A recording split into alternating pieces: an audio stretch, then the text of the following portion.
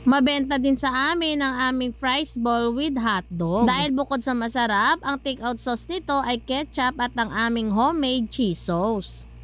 Mabenta din sa amin ang aming fries ball with hotdog. Dahil bukod sa masarap, ang take-out sauce nito ay ketchup at ang aming homemade cheese sauce.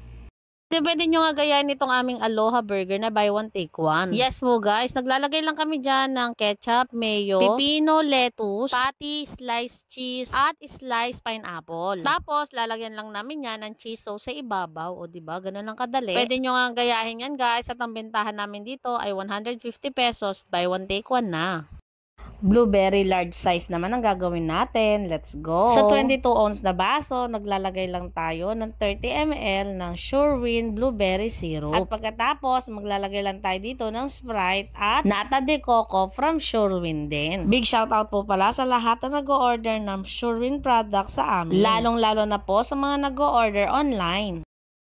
Fruit soda float naman ang gawin natin mga kanegosyo. Bali sa 16 ounce natin na baso on medium size, maglalagay lang po tayo ng 20cc ng ating orange flavor. At kahit anong flavor po ng ating mga fruity syrup pwede natin gamitin dito. Maglalagay lang din po tayo ng 1 scoop ng ating nata, then punuin po natin ng yelo. Saka po natin buhusan ng ating Sprite or soda. At para sa toppings naman yan kanegosyo, maglalagay lang po tayo ng 1 scoop ng ating whipped cream. Ito din po yung ginagamit namin para sa aming mga prop at sa aming Coke float. Pagkatapos yan mga kanegosyo, maglalagay lang po tayo ng additional 15cc ng ating syrup sa ibabaw. Tapos yung mga ganito naman po, pwede nating ibenta ng 45 pesos hanggang 55 pesos.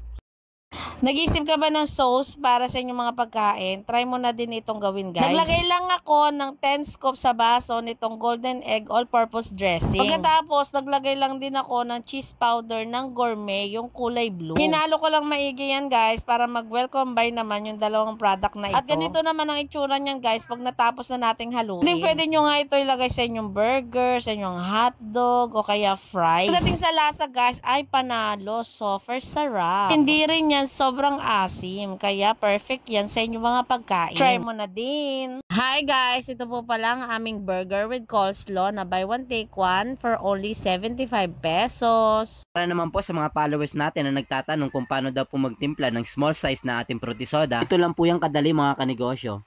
Bali dun sa small size na baso natin, punuin lang po natin ng yelo yan. At saka naman tayo maglalagay ng 15 ml or 15cc ng ating fruit syrup. After lang po natin maglagay ng ating mga syrup mga kanegosyo, ay maglalagay naman po tayo ng soda. Sairin lang po natin yung fruit syrup na naiwan doon sa jigger natin. At saka naman po tayo maglalagay ng 1 scoop ng ating nata. Kung may machine po kayo na pang sealed ng mga baso, pwede nyo pong i-sealed yan.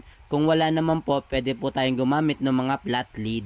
29 pesos naman po ang bentahan natin sa small size kapag may nata. At 19 pesos lang po kapag walang nata.